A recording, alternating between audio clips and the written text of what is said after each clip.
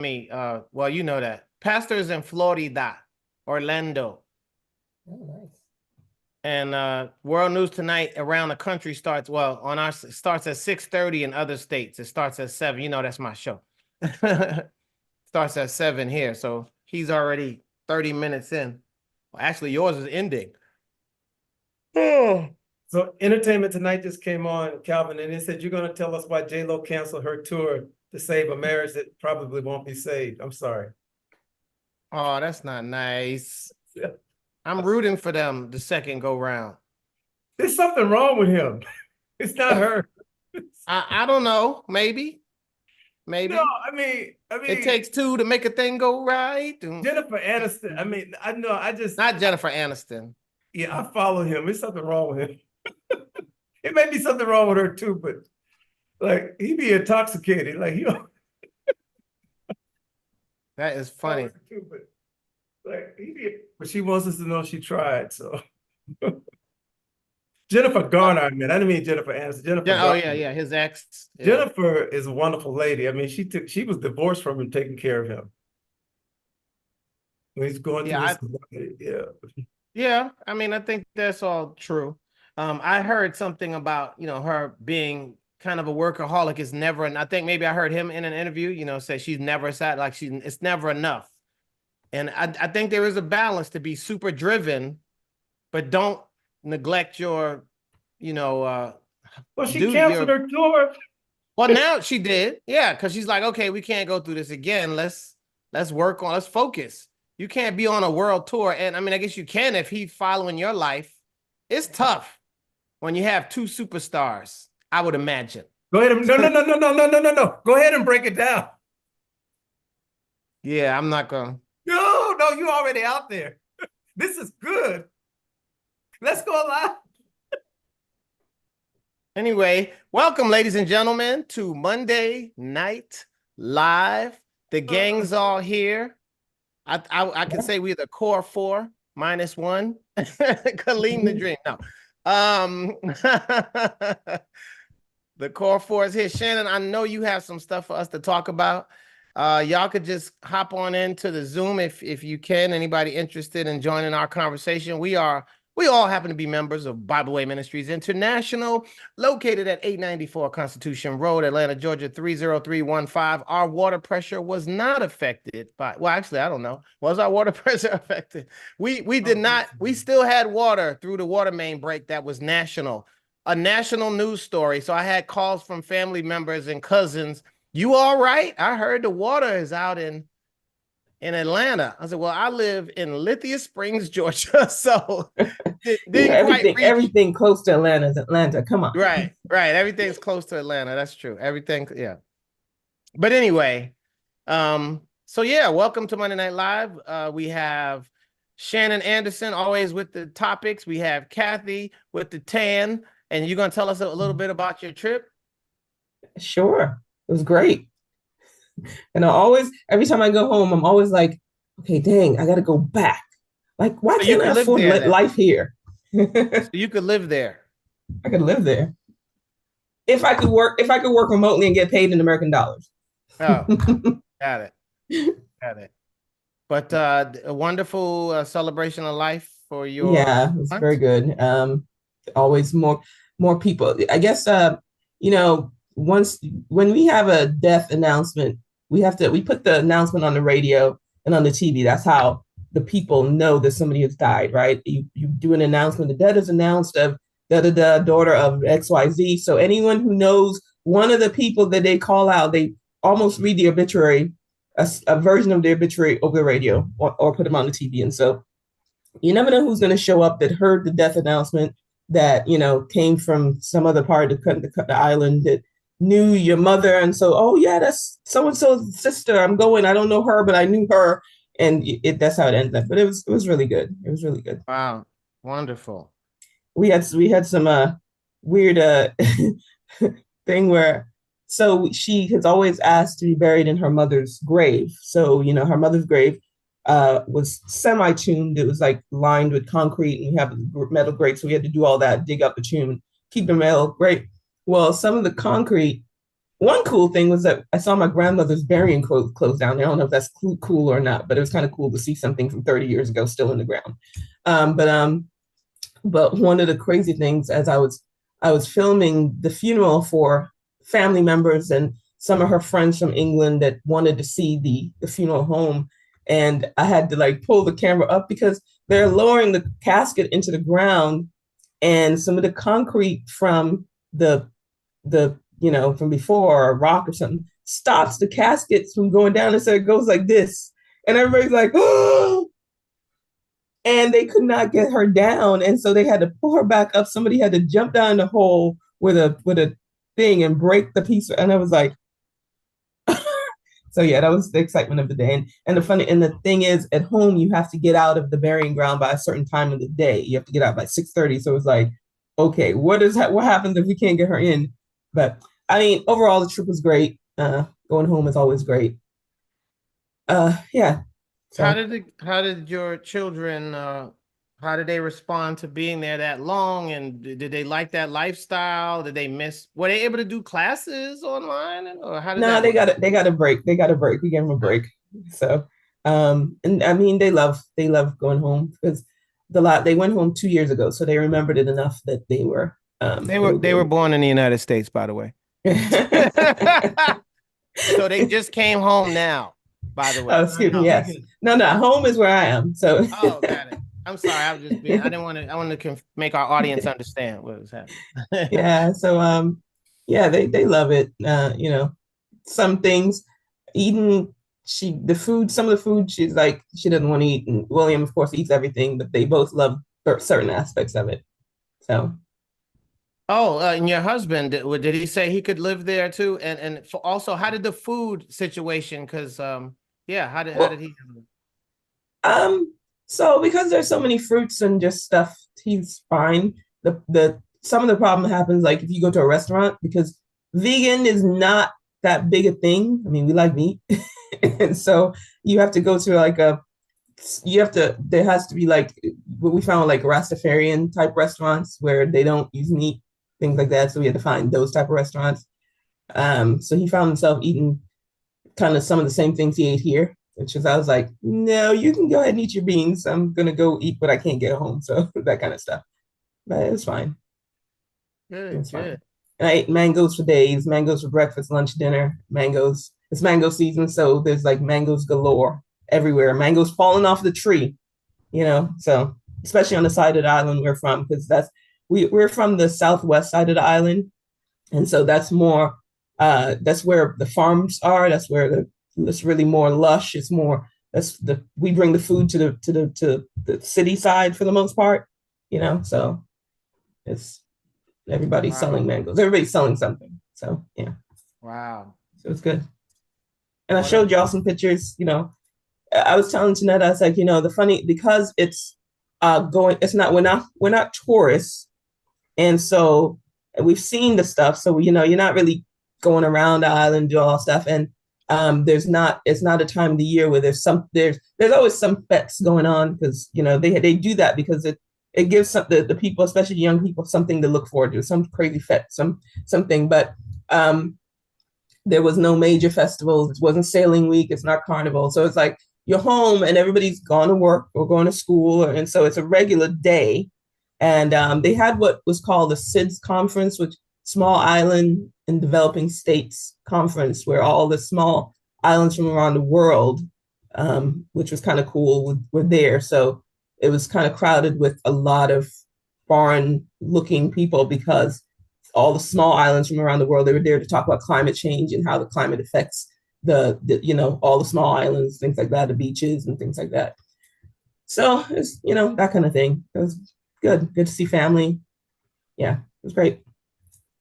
As wow. always. It seemed weird because, again, you're there for funeral, you're there for kind of just you're not, you're not there for vacation. It was like everybody rushed in. Some people are coming in. Like we went for 2 weeks, but then some people came for a week. Some people, like my niece, came for 3 days. She literally came in the Tuesday evening, met us at the beach. We went to the funeral, and then she got whatever she could get, and she was gone Thursday because she had to come back to work. So it's that kind of thing. So some of the things felt kind of rushed. You didn't feel the whole we're going home as a family when I get together. Of course, we find a way to everybody get to the beach and just have a little fun, but it was good. It was good.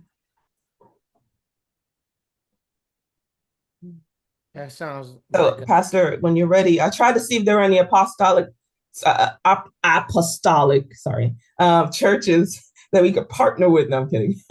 I haven't seen any. So there's your chance to go plant the seed and we can do a ministry tour. I'm sure they're over there. Yep. And we have, thank you for sharing that. We have Yeah. Shannon and Centero joined us this evening. So I would love for you both to greet us. Hey, Shannon. Hey, it's good to see you, Kathy. These people got me in a boot, so I gotta hurry up and get out this boot. I just feel that like the nature is calling me and I need to be running. So pray for me to get out this boot real fast. Yeah, but have you all watched that new show? You know, I stay up on reality TV and all that kind of stuff sometimes. But have you watched the new show on Netflix called Act Your Age with Kim I've heard of Whitley? it. I haven't seen it. I've heard of Oh it. my goodness. This show is amazing. So if you have not seen Act Your Age, it's well written, just a great cast. It's really, really good. It's just about some affluent Black ladies living together, almost a upgraded living single, if you would say. But it's upgraded. I mean, it's really, really good. Really, really well written. But they addressed a few issues, and it made me think about just lineage. You know, thinking about the stuff that you just had to do, Kathy, and go home and bury your aunt, your great aunt, and just taking your kids over to London to see her, and just valuing who your family is, you know. And this one episode was about, I'm not going to tell you all of it, but it was just about the kid wanted to do some stuff on social media to protest. But imagine your father being like Martin Luther King. Would you actually do some things on social media? And one radio DJ said today that you have to remember this stuff that's going on social media. A lot of it is not these people's real lives. It's not like the reality. It's the reality that they want you to see. So don't, you know, be unhappy with who you are and what you are doing in your life based on what somebody else is doing. Felicia Rashad said, you know, something to the fact that let your journey be your journey and let others walk theirs, you know.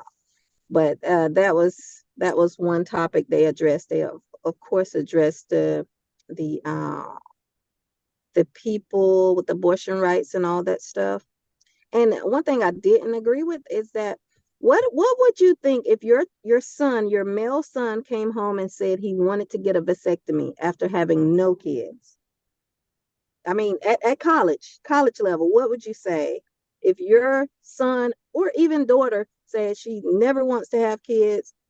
You know, go ahead and get my tubes tied, or go ahead and get a vasectomy. How would you all feel as parents and wanting a lineage type thing going forward? How would you all handle that?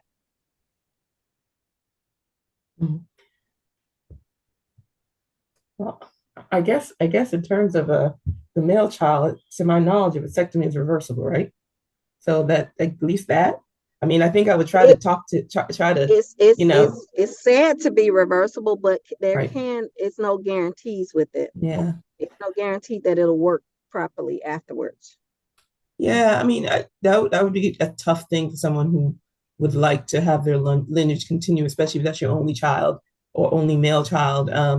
I think, yeah, I mean, as an adult, it's just like, you know, now the young people who would want to go do a sexual change because they feel like they're trans, and it's like, okay, you're 21 and you're technically grown and there's nothing I can tell you, you know, but is that permanent thing, something you want to do now and you don't know what the rest of your life may bring, I don't know.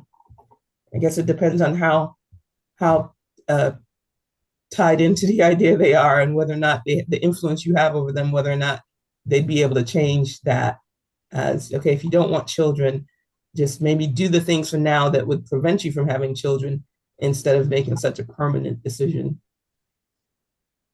I don't know, because you never know where your mind is in 10 years when you meet that one person that you just want to, have a family with, and you've Exactly. already done that thing that you can't reverse, Right.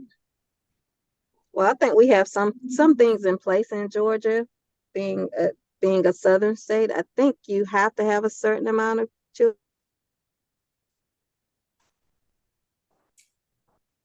Or it could be like Ed talks about his mother who um, by 28 or left before, she had already had 7 children, and Something like that. oh, sorry. Okay, I'm back. Oh, yeah. Oh, okay. Yeah, I was saying in Georgia, I think they have something in place. You have to be a certain age, I believe, for a tubal ligation, or you have to, it's a certain amount of children or something like that. But I think there's something in place. But with the way things are changing with laws and Roe v. Wade and a whole bunch of different stuff, I just think this stuff is going to come down the pipeline to where, you're going to have kids making decisions that are going to affect them in the long run, that they, then they'll turn back to their parents like, why didn't you stop me? Why didn't you tell me? And it'd be too late.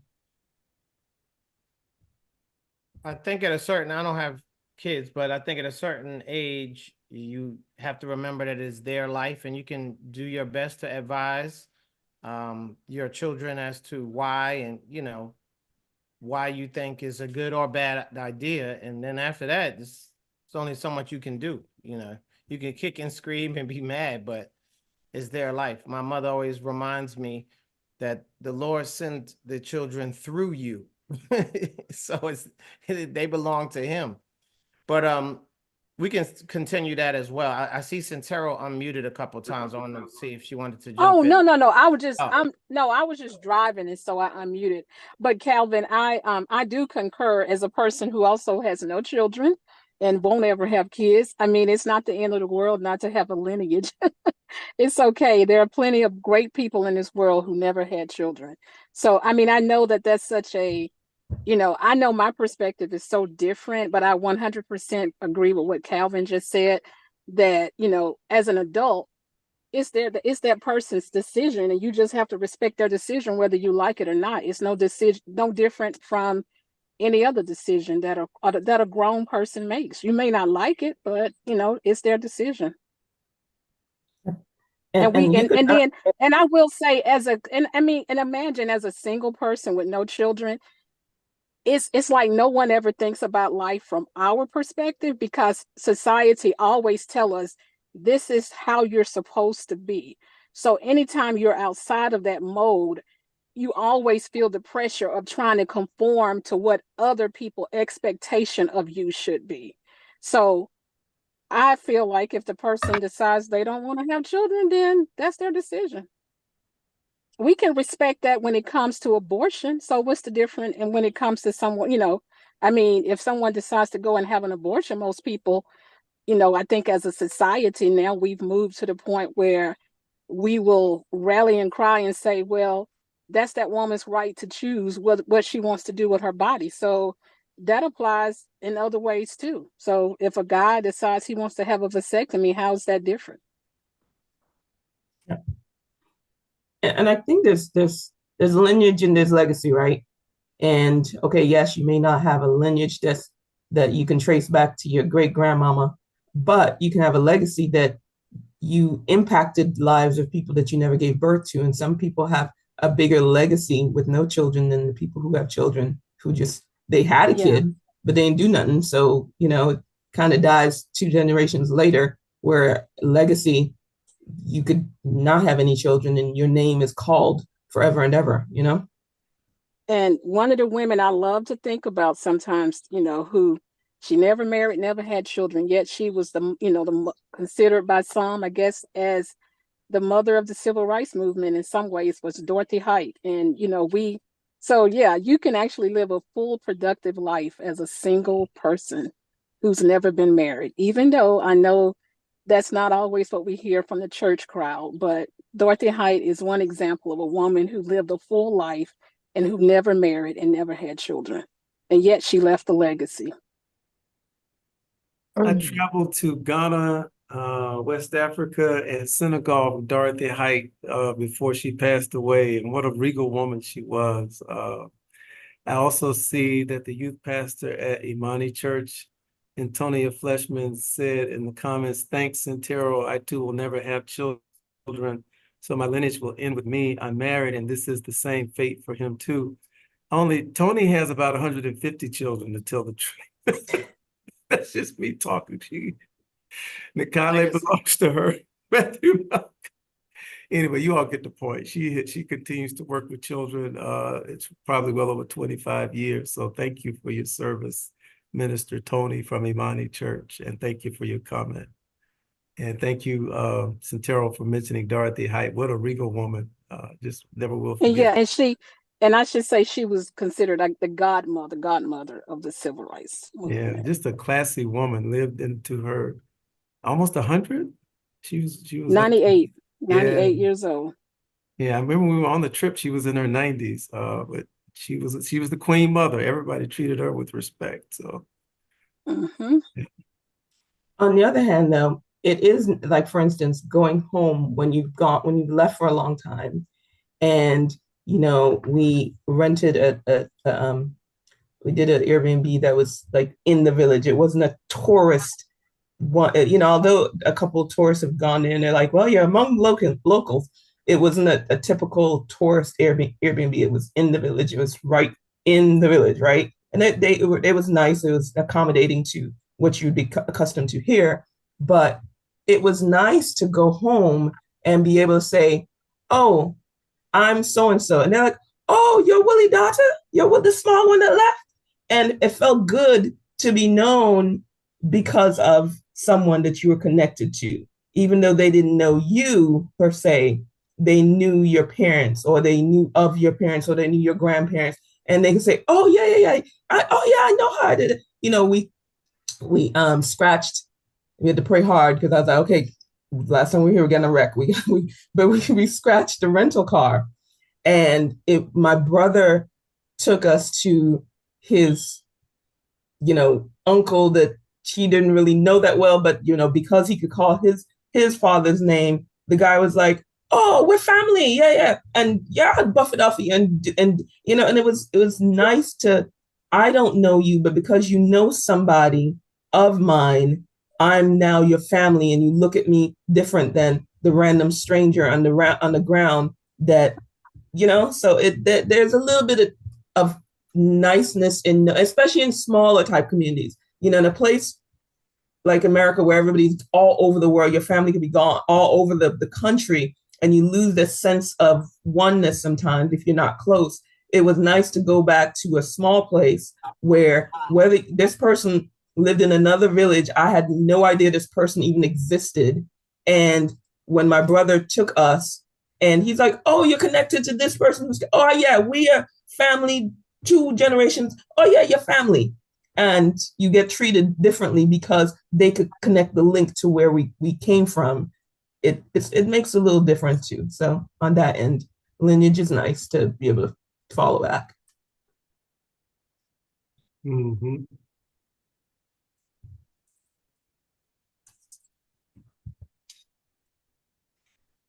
Yeah, I think that that's a great point you made, Santero. And I know that a lot of times some of the best people I know don't have biological kids, but they are connected to a whole bunch of kids otherwise, in through the workplace or through the neighborhood, wherever. I just thought it was a little bit, I don't know, it's just thinking of from my personal perspective. I was just thinking that, wow, this is a little bit I don't know. I just think it should be more of me. I'm such a great person. It would be great to be some more people like me. So my daughter, when I look at her, I'm like, yeah, I'm gonna put so much of me in you. By the time I'm gone away from here they will still remember. But uh, you made a great point with that as well, so I respect that. Yep, yep. Thank you.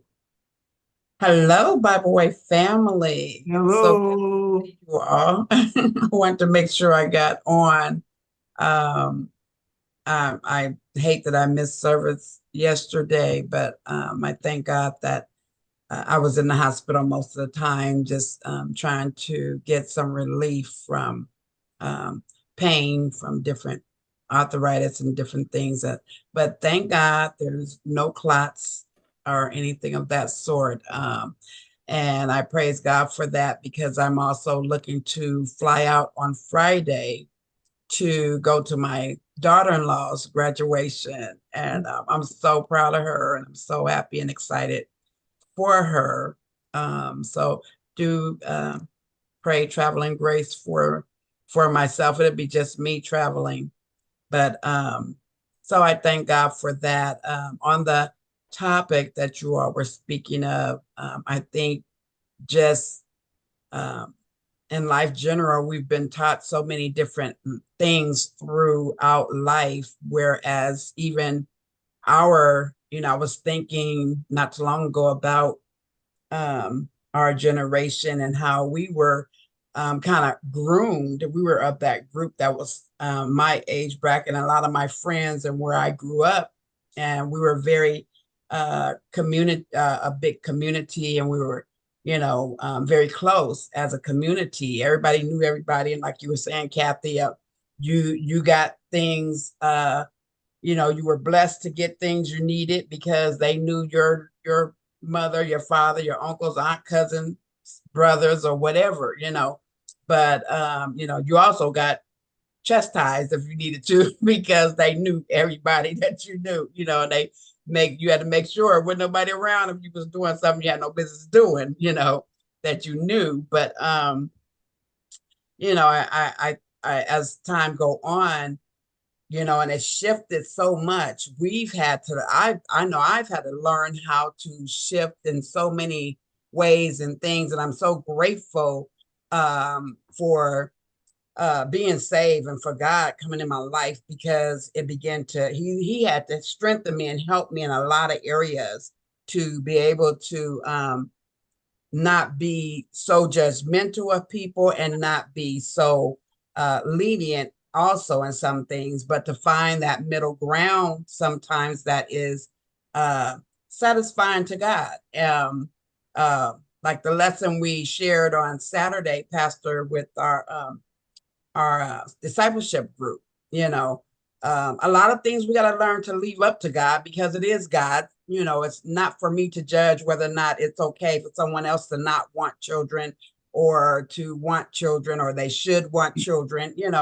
I'm glad I've had the children I had, and there is a lot that we poured into them that we see that God is bringing to pass in their life and manifesting in their life that we trained them up in.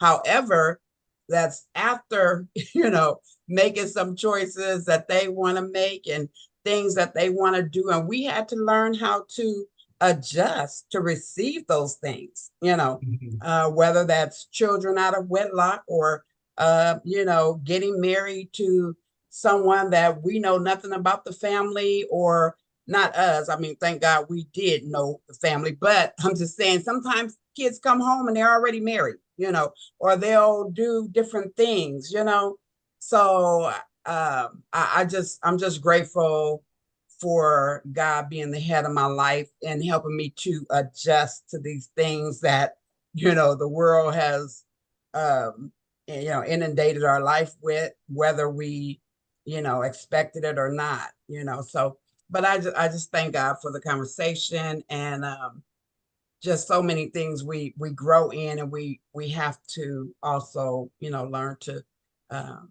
grow in and take to God. And so my baby sister who wanted to have children, she hasn't been able to have children, but she's been able to. She's a counselor in the school district, so she is doing a tremendous work throughout the school district where she has received Counselor of the Year for the state of Wow. California. Nice. She has been recognized nationwide, but her heart too is so she's so into making sure that children, you know, are having an opportunity, have greater opportunities to learn, to thrive, even to be loved and included, you know, understanding that they may not be coming from a home that is complete and whole, but when they come to school, that, you know, those that are receiving them are prepared to give them some extra care, you know. So it's just a lot. So that's a blessing too. Amen. Amen. Great comments, great thoughts. Yes, thank you. I was just gonna add, so how would you feel? I think that a lot of people, until their button is pushed, they wouldn't really know how to respond. They would give a general response, but until it actually hits home, just like COVID did, a lot of people didn't take COVID serious until they actually got COVID or their family members got COVID, and that's when they wanted to take it seriously. But another hot topic that's in the press right now is Angelina Jolie's daughter. She went to the courthouse to have her last name removed. How would you feel if your child came home and said they wanted to just wipe your name off, just period? I'm not talking about marriage. I'm just talking about they don't want to associate themselves with your name anymore. Brian McKnight, his kids are going through something similar, but that seems to be a thing now. So I kind of want to go back, not to interrupt, I kind of want to go back to the whole children, not having children, et cetera, et cetera. What I, as a person who did not have biological children, what I had to come to grips with is how, and I think Santera may have said it, how society tries to put a stigma on you, you know, with respect to if you do not have children, to the point of making you feel less than. So you really have to come to grips with the fact I'm okay. Independent of having children, I'm a whole person. And that goes with marriage as well. I mean, I was much older getting married, but I had to come to grips with those stigmas that society tried to put on me. And so you have to be okay with it. So for me, there's a no judgment zone. People choose not to have children. That's fine. And that's goes back to when people are talking about the abortion topic. That's another issue.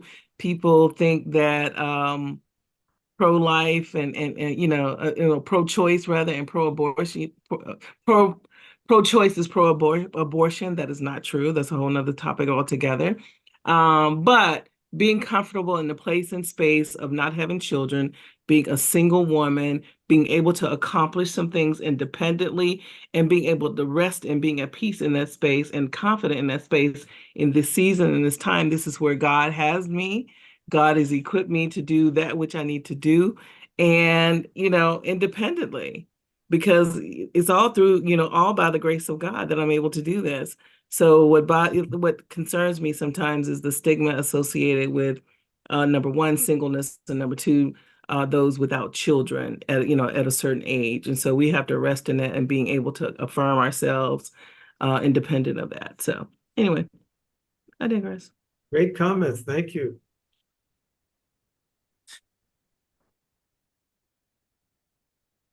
Yep. I think on that other comment, Shannon, the question you just posed, I mean, what can you do? You're going to go to court and fight them to keep your name on their name? Or are you just going to learn that there is a way to still love one another through it? I don't know. I haven't been faced with that. Hope I never do. But, at this point, with some of the other things I've learned, I would really have to keep my peace, and keep my mind at peace, and just let them be them. That's all you can do, and love them where they are, and know that God will still and can still reach them and give them salvation, which would be the most important concern at this time, at that time. Well, thank you for mentioning salvation, being that a lot of them now are anti-church and inside or outside the walls, they still anti-church. The whole God thing is all that is just out the window with a lot of them. So how would you deal with that? I mean, the point I'm making is that it's not that you have to be combative, but I don't think that you should just be like, oh, that's the decision they want to make. Let me leave it there. But at least say as a parent or even a concerned person, hey, if it was my girlfriend, I'd be like, hey girlfriend, are you sure about that? Just like I just don't think. But you would have to know everything that got them to that point. Let them do it. Yeah. You would need to know what got them to that point. Well, it don't have to be anything. It could just be a fad, like, I mean, what was the thing that went on down here with Woodstock, right? Everybody got down here, just got wild. Freaknik. Everybody got in Atlanta and just got wild and did some things that are now coming up right now. All these years later, now are coming up, on the screen. But had you had someone to say at least, hey, maybe flashing your boob down at Mardi Gras or down at Freaknik, hey, hey, cuz, you sure you want to go do this? I'm not just saying like, don't go down there, I'm not saying that. I had to bail a few people out. But what I'm saying is, don't just be like, oh, just let them do it. It's okay. It's part of growing up. No, because some stuff you can't come back from. I'm sorry. Everybody's experiences are different. And I think a lot of what, just like Lady Wanda said, we don't know the background all the time or of what drove them to that mindset, and I can only look back at the things I used to do that I knew wasn't right to do and that I would not do under other circumstances. Maybe with other friends, I wouldn't have done it with, but maybe with one friend I indulged in things with. And that just kind of, it's sometimes it's at a spur of the moment decision that you make. Sometimes it's not really coming from where you came from or what hurt or thinking of any hurt or pain. It's just, being a child, being simple-minded, not really understanding the ramifications of everything that you're doing, that it will show up later, or it may show up or may not, So I just think, just as my grandparents prayed, my grandmother prayed and prayed for her children, those that she may not seen come to Christ are now with Christ. But because she prayed and because she still showed that love, she still made their favorite dinners and favorite rolls, no matter how much trouble they got into. They were chastised, they were whooped, they done what needed to be done.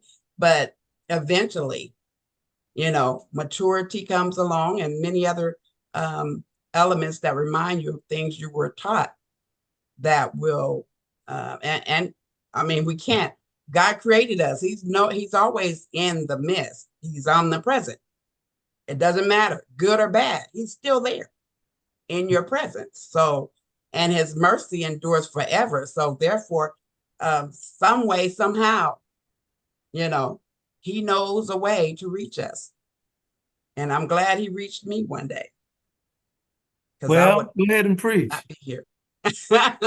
I'm just grateful, It's a lot of what ifs, it's a lot of questions, and thank God that God allowed us to have this train of thought and questions without actually losing, what he has given us and instilled in us and taught us. But it always go back to somebody's got to be hoping in him, hopefully. Well, I know I wanted to just jump in and say, totally changing topics, but we can't ignore the biggest thing happening in our city. We haven't talked about the water crisis, have we? Three different breaks, I believe. Do Well, say more. I mean, I'm just like, how concerned are I even though my water is flowing, I'm still scared to drink it. So Where I'm was just a that little at? I mean, well, I live near Ponce and Piedmont and North Avenue, but I mean, my area technically is not under a boil water advisory, but I'm still afraid to drink the water because wait, those I mean, it's been too many water main breaks and I think, me and some of my neighbors are just, being a little extra cautious. I mean, it's ridiculous that Atlanta, I mean, I was at a huge event over the weekend, hosted by Omega Psi Phi. I mean, thousands of people. We were all at the Home Depot backyard.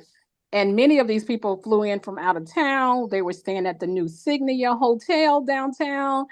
And I'm like, and I mean, and I live right in the heart of the city. So I'm on Ponce. I go, things that I just normally do without even thinking about it. I go to Chick-fil-A Saturday morning, just, out of habit. And I get there and they telling me, oh yeah, we don't have sweet tea, which one of the main reasons I go. They were just like, no sweet tea, no sodas. They said, we got lemonade from yesterday. And then I'm like, how do y'all washing your hands? And then the girl was like, oh, we got hand sanitizer and wipes. And I'm like, oh, gee, should I even be eating here? And then today, again, out of habit, I'm on Ponce again and I go to Starbucks. I get out of my car and the Starbucks that's right in the shopping center where Whole Foods is on Ponce. I get out of my car. I'm walking in and I'm like, wait, there are no cars out here. Walk up to the door and it says temporarily closed. And I'm like, duh, like, there is water problems. So yeah, like, I'm like, I know we can't, on Monday Night Live, we have to talk about the biggest thing that's happening in our city. I mean, it's all on national news. People even messaging like, do you have water? So I have water, but I'm scared to drink it for right now. My daughter now was ushered out of the aquarium because of it. That Yeah, Friday, I she had mean, her son. yeah, it's just it's really alarming for a major international city like Atlanta. And I mean, I mean, in real time, seeing how it's impacting business and commerce, and even with me doing Airbnb, it freaked me out because I had people arriving at my house on Friday, right when they started sending out those alerts that the first water main broke, and and I didn't think a lot about it at first, but then I'm like, wow, but my water stayed on at my house. So, because I got 2 properties in the city of Atlanta, so I'm totally like, concerned and paying attention. And it's really alarming for this to be happening. Not shocking, but because we know that Atlanta has been having sewer problems and all of this for a long time. And many of the administrations have kind of just kicked the can down the road. And here we are, I know I was reading that they've been working on this along the way, but this has been a problem years in the making. And the fact that all those water mains broke at the same time, that's super concerning. Yep, good points. Great points. I always joke about the fact that I'm always thinking I should be collecting water. Maybe this should be the impetus Rain to barrel. starting. The funny thing though is in home we're an island, but we're surrounded by water. But because we don't have like mountains, fresh water is always an issue, and the water and the piping is so old that there's always some part of the island that's complaining to the government that we haven't had any water and whatever. And so it's funny because I was like, I don't want to have to come home and have no water too. I was laughing at the fact when Mark had come home with us when my mom died, and we took him to this restaurant, and I had to go use the bathroom. I go to the bathroom, and there's a bucket, and I was like, oh crap! I was like, okay, I hope Mark doesn't have to use the bathroom. He had to pour the bucket into the thing to flush, and so because the water was off, and here we are, and I don't feel too bad because here we are in the big city of Atlanta having the same issue. Kathy, do you believe in desalination? They have desalinization. I saw The it while I was problem, there. I saw the plant. yeah, the problem with us is the infrastructure. The pipes are so old that if they let the water come out, it just bursts the pipes. You know, they have to do the groundwork first, and they keep pumping money into the plants. But it's like, yeah, you built these plants, and you talk about these, we still can't get water because the pipes don't work. So, Yeah, I so it always looks wondered like that's what about our that. problem is too. Our pipes are old. Our infrastructure is old. Yeah, So you let the water flow and it breaks. But yeah. that's been one of the main concerns of the government, and I don't understand how they're sending money overseas and they can be fixing our infrastructure. I mean, I mean, that Atlanta won't be the first or the last, but it's bound to happen. I hope not simultaneously, but I mean, this stuff is really, really old. These bridges, I mean, it's just a lot. Yeah. Well, when Santero, when you said the biggest story before you said Atlanta, I thought you was talking about the biggest story nationally and where we're going to drink the Kool-Aid. But the 34, what was it, 34? 34. 34. Oh That's the one yeah, I'm but talking see, about. but you know what? I'm of a different mindset. What happened in Atlanta with water concerns me way more than Trump being convicted.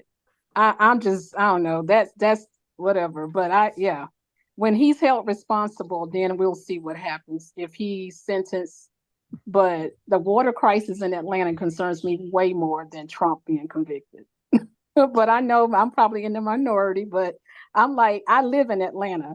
Trump being convicted is whatever, but yeah. And I don't even, and even with that, well, never mind. I'm not gonna go deep on that Trump thing, but I'm way more concerned about Atlanta water crisis than I am Trump being convicted. Because I think to me, it's a great headline, to say, oh, he's convicted on 34 counts. And I don't know. It's yeah. I'm just not one of those who gets. I don't get so caught up in all of that with Trump because the man is still, even though he's convicted, he still can be president. Unless I Wait, mean, wait. the only way to stop him is, I mean, so to me, it doesn't like it's something for us to laugh and kiki and haha about, but he still can be president. I'm So I confused, mean, Santero. You mean a convicted felon cannot vote, but a convicted felon can be president? well, according to our constitution, they can. So that's why I'm just like the ultimate is whether or not he's going to be president, not whether or not he's going to be convicted. I'm one of those who don't think this country is really going to hold him accountable as far as like, I mean, he got convicted, yeah, but I mean, I don't think anyone believes he's really going to, see a day in jail. So I don't know. Maybe if he gets sentenced to jail, I don't know. Maybe my outlook would be different. Gotcha. I mean, I know I watched The View all the time, and I knew that Friday was going to be like Christmas for them because, even Whoopi showed up for work on Friday because Trump is convicted. But that's their thing. That show should be called the anti-Trump show at this point. And I'm like, I don't know. I just think yeah. I don't know. Yeah. So I don't think I didn't really have any feelings one way or the other when Trump was convicted. It's not like I was happy or sad. I really didn't. Yeah, I was just more neutral. But you definitely had some feelings about that water main break. Well, yeah, because the water. I mean that affects my well-being. So Trump being convicted doesn't. Got you. So one thing I want to mention, Bishop, I want to mention this. It bothered me kind of when we went to vote. It was a portion on the ballot that said, should the portion of the Georgia state constitution allow for involuntary servitude of prisoners and other convicted offenses be repealed, thus prohibiting all forms of slavery and involuntary servitude statewide. And that is like one of the questions. I mean, of course, we had some clean air stuff in there and everything else, but these are the things that slide across the ballots. And if people aren't voting, I mean, detrimental stuff would be decided on while you're thinking of like president, but you're missing all this other stuff that is just being kind of scooted in on the ballot. And I mean, the numbers don't be nowhere near what they should be, of course, when the primary comes, because I'm like, I know where I went to vote, it probably was 1,000 people at the time I voted, and I was on the last day. So I just think that it's a shame that things like, I mean, what do you all think about that? You all don't have to say which way you voted, but what do you all think about like that question right there?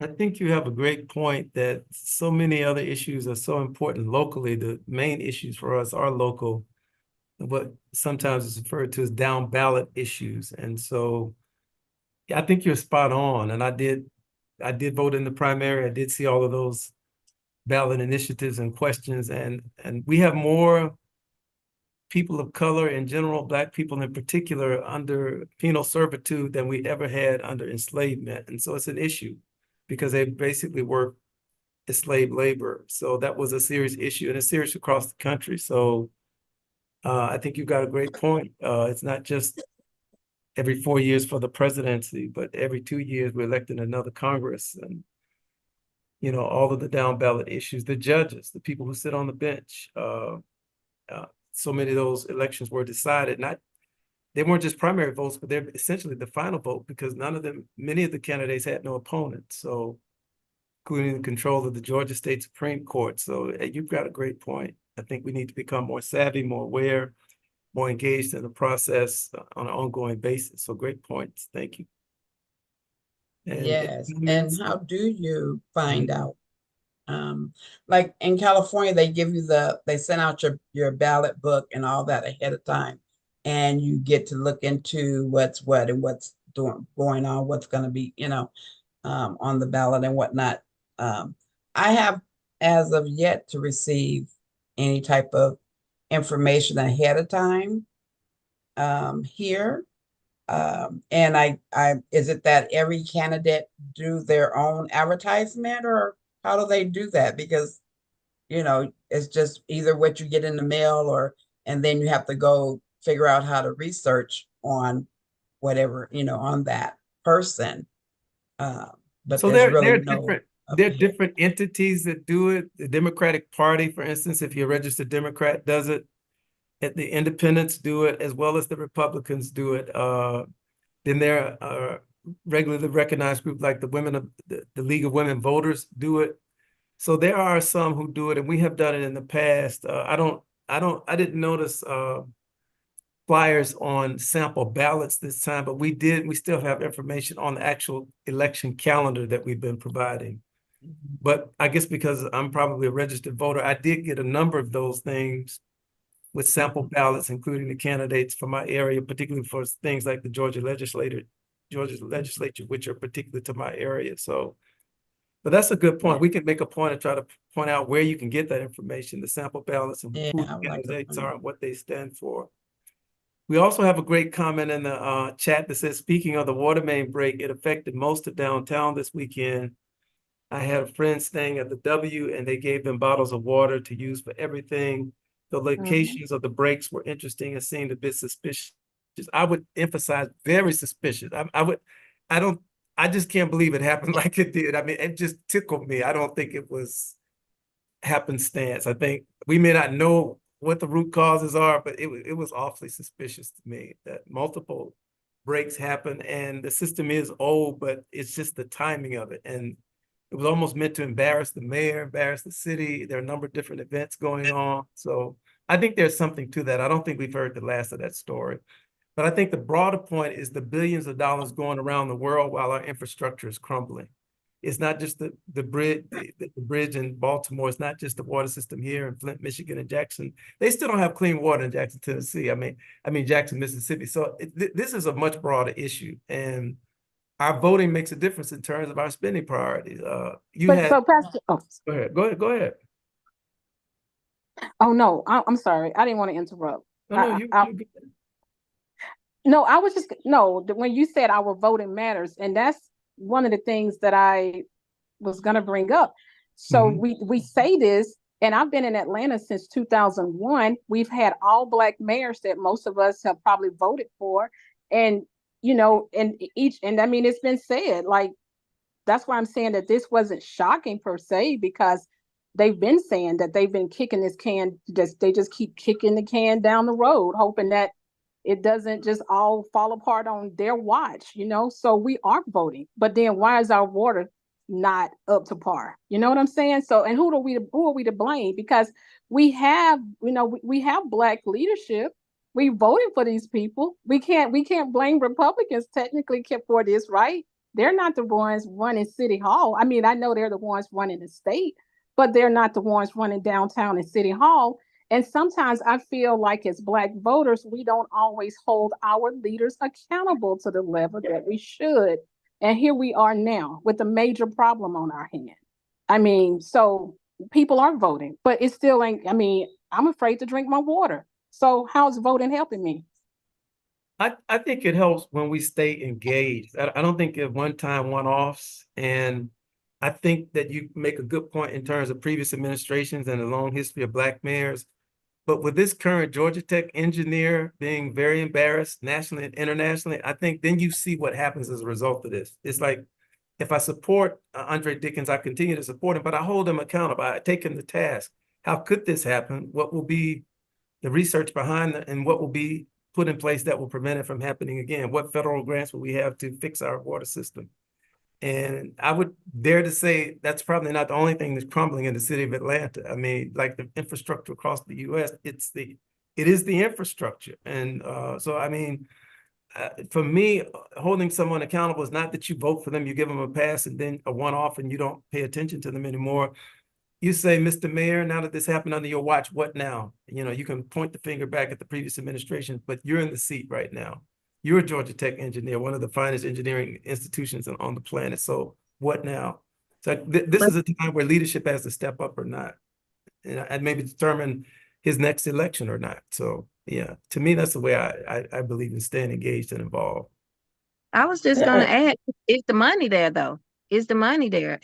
I mean, is Governor Kemp giving them money that is needed to make these things? Like we can tell you as a pastor of our church that we need a whole bunch of things, but if we don't have the money there to do it, you can't blame Pastor Norwood and say Pastor Norwood is not doing his job. We just don't have what the resources that is needed right now. The federal government is the one that needs to make sure that we have, and if they send the money to Georgia, then it's up to Governor Kemp to make sure that the city of Atlanta, your capital, has the look and the infrastructure, just the look. I mean, Atlanta is one of the biggest cities around that to represent our state.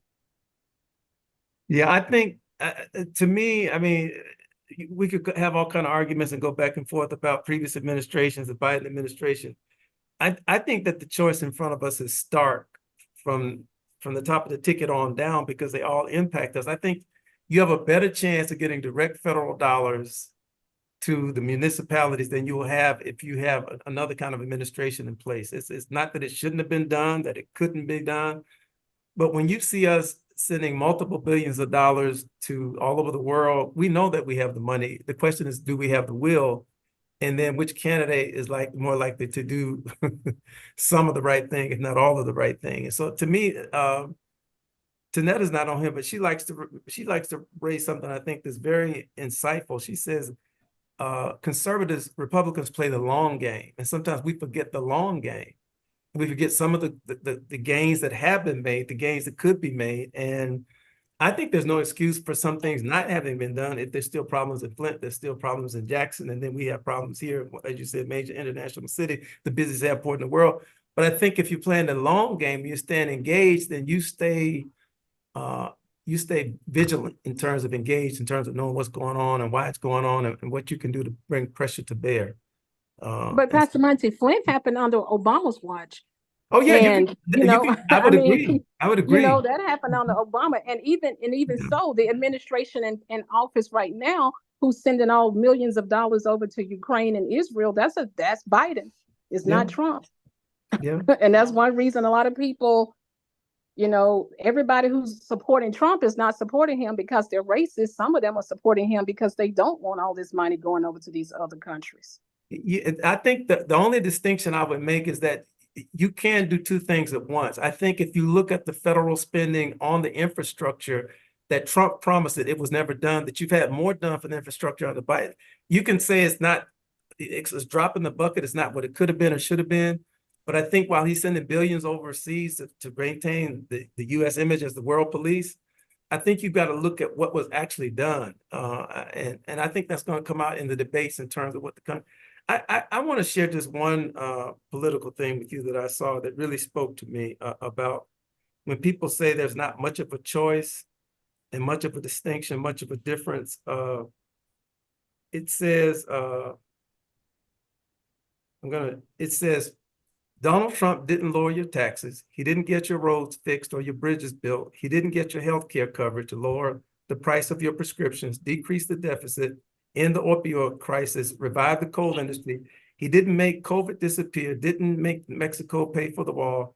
He didn't put America first, and sure didn't drain the swamp. So when you say he fought for you, you mean he validated your hate. And so I was critical. I lost friends over my criticism of Barack Obama. I think the prison industrial complex increased on him. I could go on and on. I would agree with what you said about him. We could go back through all of the administrations, but when you look at them on par for what gets done and what does not get done, I think that's for me playing the long game and looking at even the incremental things that happen to me that make the difference.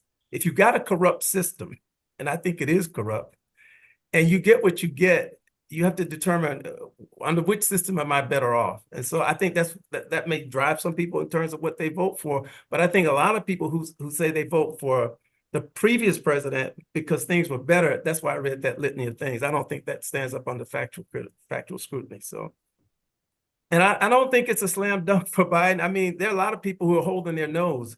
I'm a part of a group called Black Church PAC that's about to do a campaign, let's defeat Trump. They're not going to call Biden's name. They're not going to tell you to vote for, but they know what the plan 2025 is about. They know what Trump and conservatives are planning to do because of what they've already done and what they're doing right now.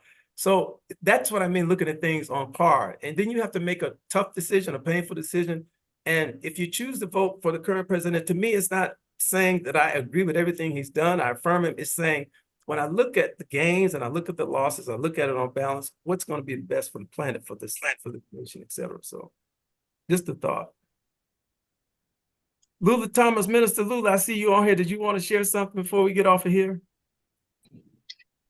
No, I'm good, but thank you. I appreciate it. Just listening. I'm recovering from traveling. I'm tired, so I'm just listening. Yeah. Anybody else want to jump in before we get off? I see Laverne Bolden on here. Good to see you. My sister Linda Norwood is on here. My sister. Good to see you. Deacon Beasley is on here. Good to see you, my brother. Hello, hello to all of you. Any other comments we missed, Calvin? Any other comments from anybody? No, I think you got them all. I love the discussion and, appreciate it. We're good. Yeah. You can pray us out.